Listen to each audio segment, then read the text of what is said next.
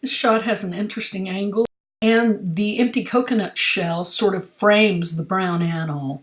It's almost a close-up, but not quite. Note the slightly skewed thirds rule.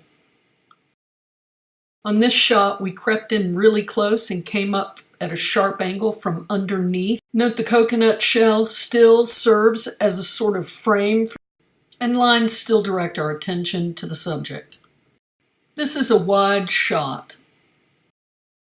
Here we have shallow depth of field. We've framed the brown anole using the blurred leaves up front and the blurred fence in the back. The lines again direct our attention to the anole. This is almost a close-up, but not quite. Color is the most striking thing about this image, contrast and complementary.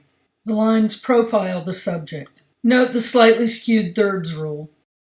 This shot breaks the thirds rule, but I think it works. She's sort of, and she is a female brown anole, framed by the vegetation and the fence, and the lines all direct our attention right to her. Note the greater depth of field in this wide shot.